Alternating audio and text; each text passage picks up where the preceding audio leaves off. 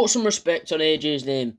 But I've seen a lot of people saying he's diminished his legacy, he's going to be remembered for getting KO'd by Daniel Dubois. Look, I've said he needs to retire, and I think he should, because he isn't performing at what he used to.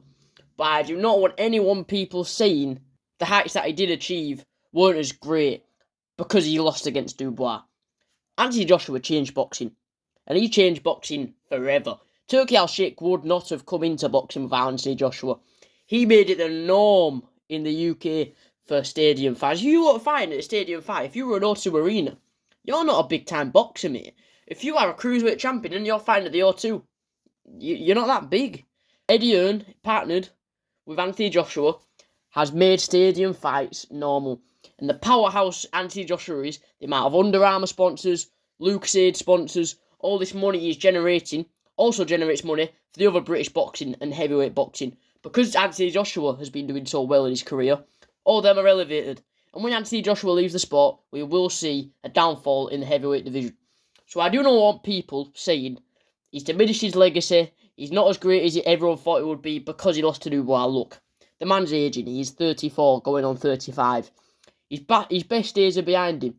His best days was when he was blitzing everyone, knocking out everyone up until the Klitschko fight, and then a few fights after that. Then it's a downfall since probably Andrew Ruiz and Usyk. But still, even though his performance has been going down, he still is a powerhouse. And he's changed boxing for the good. And no one can compete with what he has done in British boxing. And I think he still can come back. I did say he needs to retire in a video. But look, he should only retire when his team says he should retire. If he wants to carry on and he feels fit to carry on, he might. Everyone loves a comeback. I'm not saying he can easily sell out Wembley again. I'd go want to watch him. I don't live down south, so it's not as easy for me. But I do want to one day see Anthony Joshua fight, because, you know, it's a thing to miss out on in my lifetime.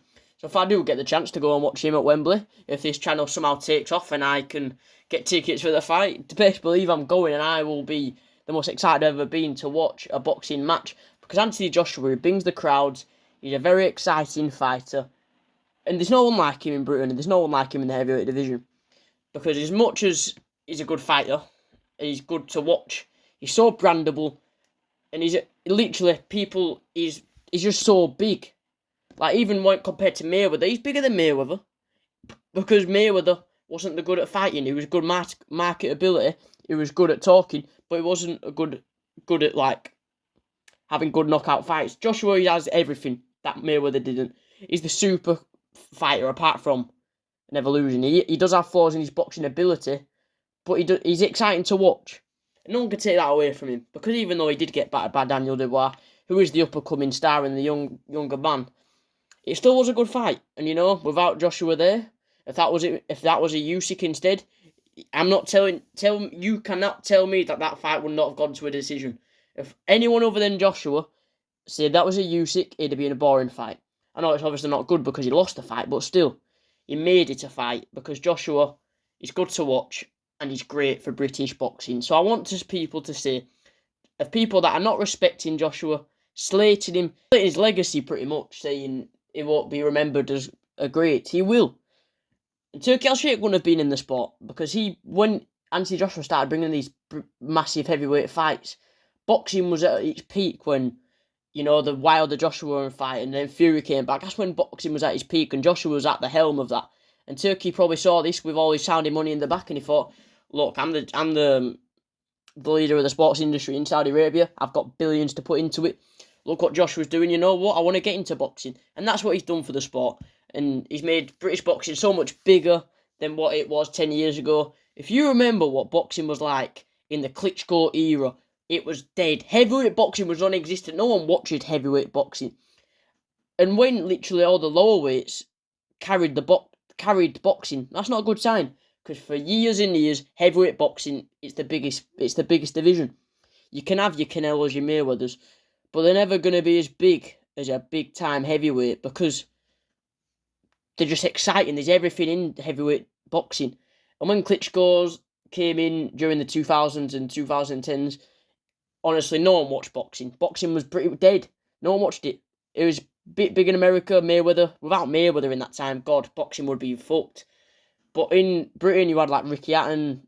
That's really it. Then Joshua came, and he really ramped up the heavyweight division. He dethroned him. Obviously, Fury beat him before, but Fury was never as marketable as Joshua. And when Joshua came in, he really made the heavyweight division something to watch. And it made boxing great again. And the heavyweight division has thrived since, like, 2016. And now we are probably in the greatest time we've ever had in the heavyweights, where all the heavyweights are fighting each other because of Turki Al-Sheikh. And Turki Al-Sheikh came in because of Anthony Joshua. So, please, people, stop slandering Joshua's legacy. He needs to be respected more than people are respecting him now. Yes, he has flaws in his ability. His ability has gone down because he's getting older. What do you expect?